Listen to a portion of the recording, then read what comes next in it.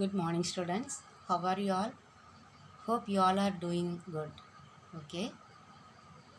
Shall we learn accountancy today? Okay, students, take your notebook and textbook in your hands and open to that seventh lesson in accountancy. In subsidiary books 2 chapter, in that one, cash book. Okay. So we have learned in the subsidiary books, the cash book is the main book, the first book, isn't it? After the cash book only, we have learned the purchases book, then sales book, purchase returns book, sales returns book, then bills receivables book, bills payables book, isn't it? Then the cash book is the first one. So that one I have told you that time itself we will learn in a separate lesson, cash book.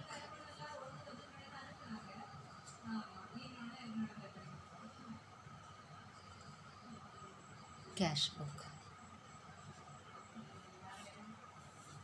Okay. Cash book is the principal book like the other subsidiary books. Okay. Here what we enter in the cash book? All the cash receipts and all the cash payments.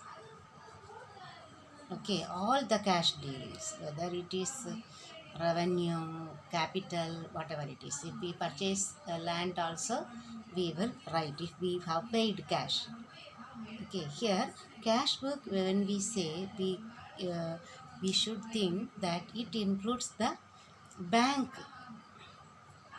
dealings also. Here they used to prepare one column for the bank transaction also. There what we have withdrawn from the bank and what we have deposited into bank, either check or cash, whatever it is, or any expense paid by the bank or any income received by the bank. So in one book, in the cash book itself, they can have a look at the bank transactions also.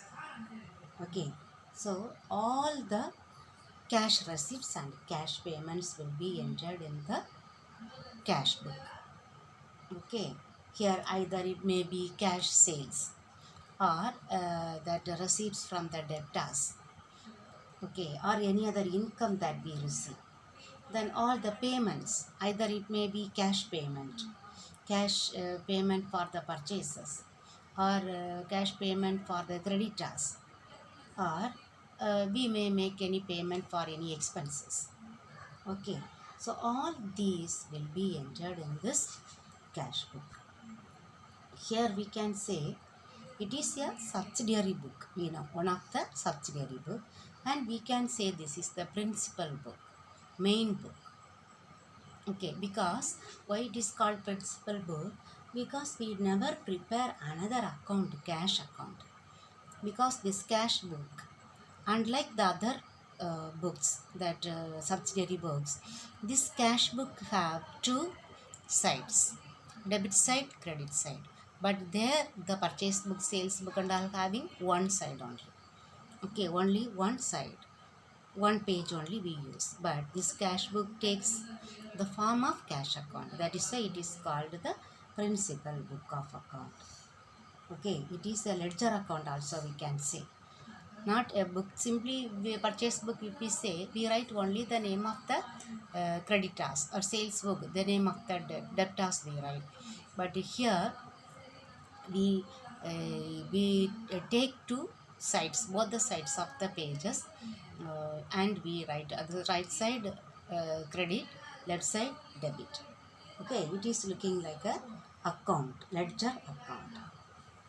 Okay, now we can see the importance of cash book. What are the importance? It serves as both journal and ledger. We know it is a journal. Why? Because journal entry, instead of preparing journal entry only, we prepare this book. So it is called journal. Ledger, because ledger account, cash account we never prepare. We prepare in the it is serving as a ledger also. You can so both cash book is both a journal and a ledger. Then it saves time and labor. Here we do not prepare separate account, cash account. Only the cash book we enter all the cash payments and cash receipts. Then we do not need to prepare the journal entries. Okay, so one book it serves us three purpose. It is like an account and journal entries, not and the like a subsidiary book. So it saves time and labor of the people or the clerks, those who are working in the organization. Then it shows the cash and bank balance every day or weekly. At any time we can take the cash and bank balance. Now in between afternoon before going for lunch, if a cashier thinks, he can check whether the cash available in the cash box and the cash balance that shows in the cash book are same. Only then that the calculation everything is correct. Otherwise he can assume that there is some mistake or error in somewhere. Okay, so this cash book shows the cash or bank balance at any time.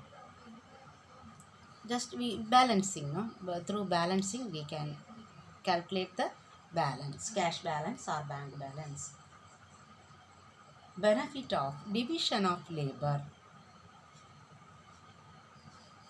Division of labor. We know division of labor means a particular work will be done by the same worker or same staff repeatedly. Okay, that he is specialized one to do that particular work. So here also this division of labor is carried out because it is a separate book. A separate clerk can or cashier can deal with the cash book. So he will be familiar and that benefit of the division of labor. What is the main benefit of division of labor is the gaining efficiency in performing his work. So that can be got from this, that doing the same work by the same clerk. Okay. Then fifth one, effective cash management.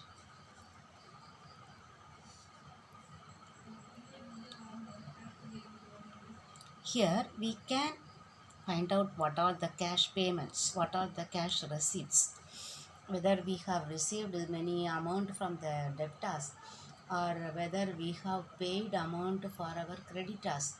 So or any expenses that we have done on for a great amount. So the cashier or the management can take effective policies or steps with the help of this cash book. Then prevents errors and frauds.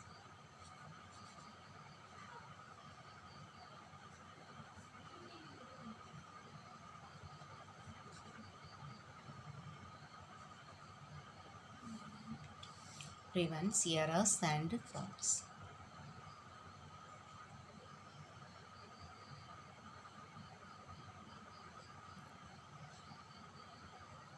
Here that each and every day the cashier will check the cash available in the cash box with the cash book balance.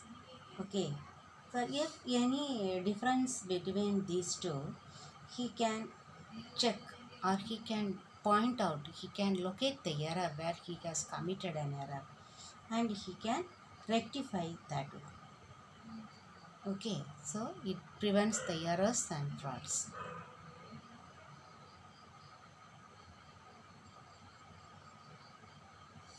Now we will learn the types of cash book.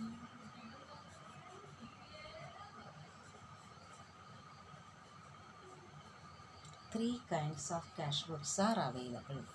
The first one, simple cash book or single column cash book. Single column. Here one column means for amount column. Okay, single column cash book. Then double column cash book. Double column. Here what are the double column? Cash book with discount and cash column. Discount and cash column. Okay, then triple column cash book.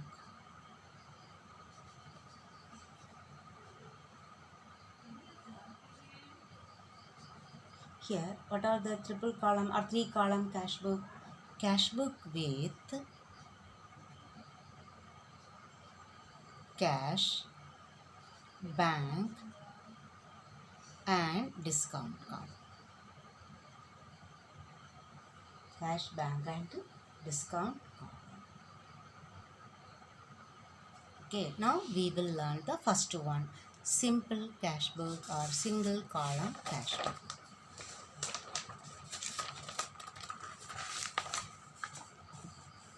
Simple cash book.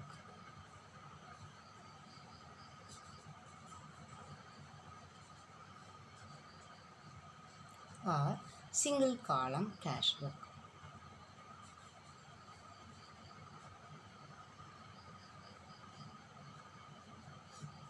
Here in the amount column they have only one amount column, that is the cash column. Okay, cash, for the cash alone. I have told you this one is looking like a account only. We write cash book, but we have two pages. We have to use both the pages. Okay, this is the debit side, cash book or single column cash book or simple cash book. Okay, simple cash book. Debtor, creditor we have to write. Okay, now first date. For everything date will be there. Then particulars we should write receipts. Okay, then after this one, before LF there is one column, receipt number or N. Okay, then LF, then amount. Okay, in the same way credit side also, date. Here receipts and payments, no? So we should write payments. The payments we have voucher number. Okay, then LF. Here amount.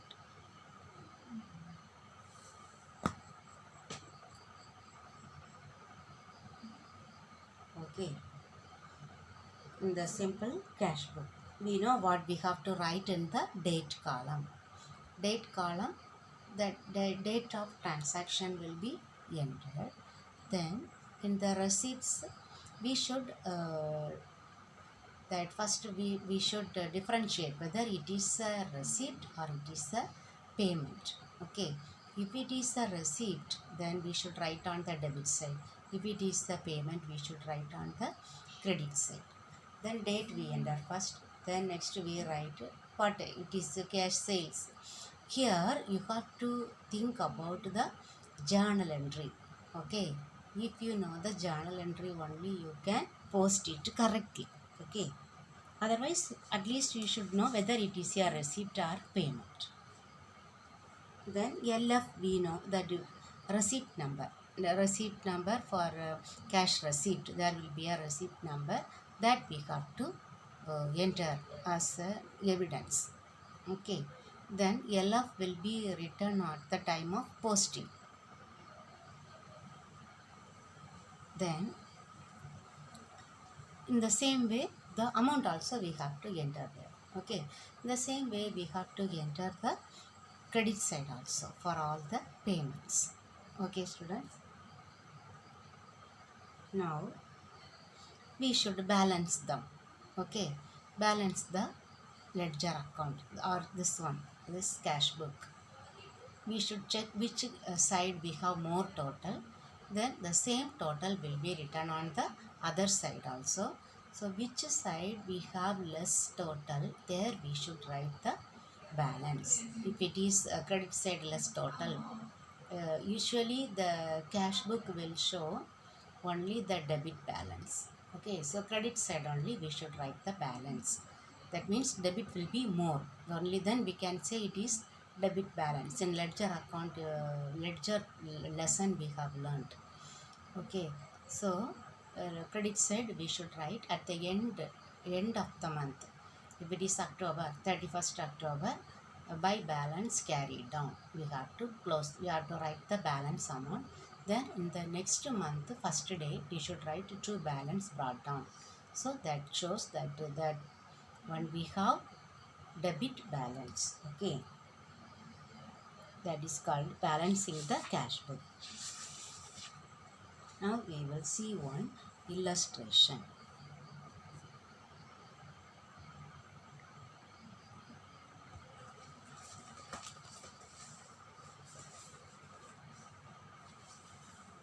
See, enter the following transactions in a simple cash book of Kunal.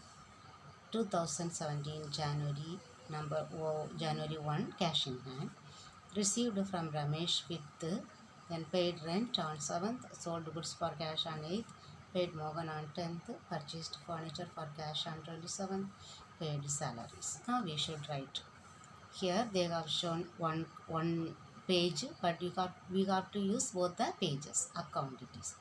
In the books of Kunal, first line, second line, cash book, single column. You see, date receipt, LF. Here they have left out the receipt number that we need to write. Amount, date payments, LF. Before LF, voucher number, amount. So first, cash in hand. That you should not write as cash in hand. You should write as to balance brought down. Then received from Ramesh. So it is a receipt. To Ramesh. Paid rent, payment by rent. Sold goods for cash. It is sales, isn't it? So to sales. Paid Mohan by Mohan account. Purchased furniture for cash. So by furniture account.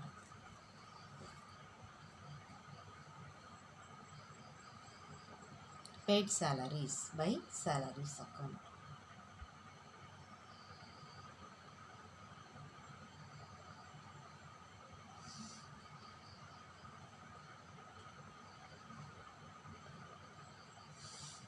Then we need to balance the account. Here only we have to just have a glance and find out which side we have less amount. But that larger amount must be written. So here we have debit side more. So the same total we should write, the difference amount we should write on the credit side. Last date January 31st by balance carried on. Then next month first date to February 1 to balance brought down. Okay. So we will do the first exercise.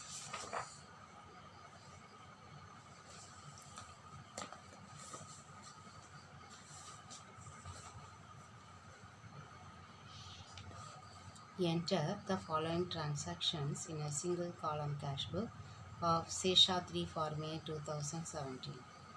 May cash in hand, cash received from Swati, paid wages in cash, purchased goods from Sasikala for cash, sold goods for cash, purchased computer, cash paid to Sabapati, paid salary, interest received. So we will do this. Okay. Same book we will use.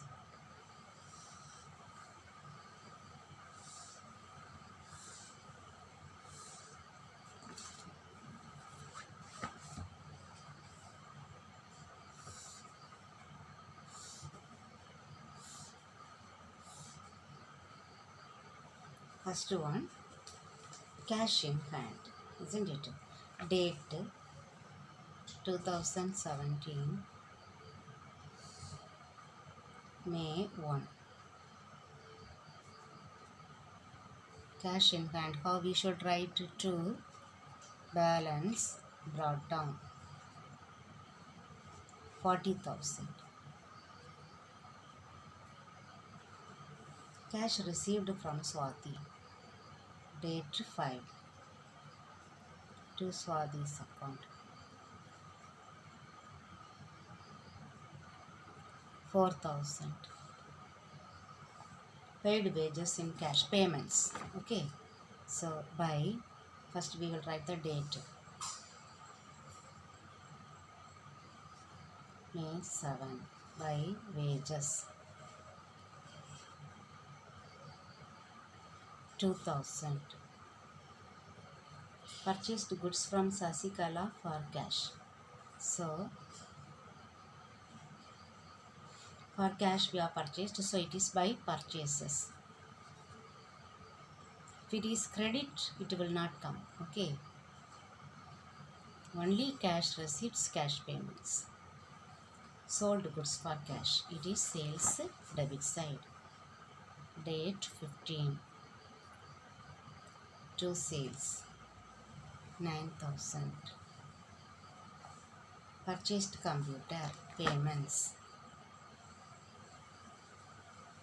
by computer 15,000. Cash paid to Sabapati.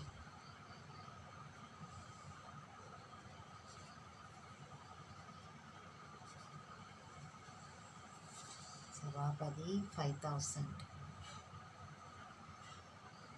Paid salary payment 2,500. Interest received, so it is the receipt 30. Interest received.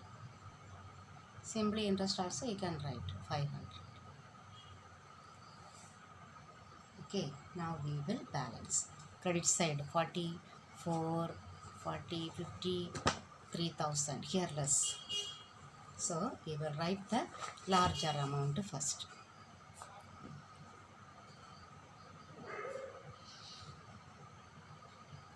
3 balance 53,500. That one we have to write here also 53,500. Now last date May 31 by balance carry down 0050, then 7, 12, 18, 20, 23. So 323 balance 2 on 3, 3 plus 2, 5. So 23,000. Now next date May, June 1. So June 1, 2, balance brought down 23,000. Here you should not write anything because the next day onwards here you see balance brought down. The next item we have entered here.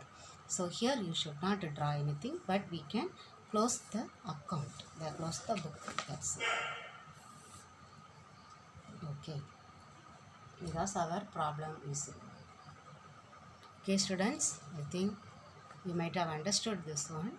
So tomorrow I will explain the other problems. Okay, after verifying what are the problems available, what are omitted from your portion. Okay students, thank you very much.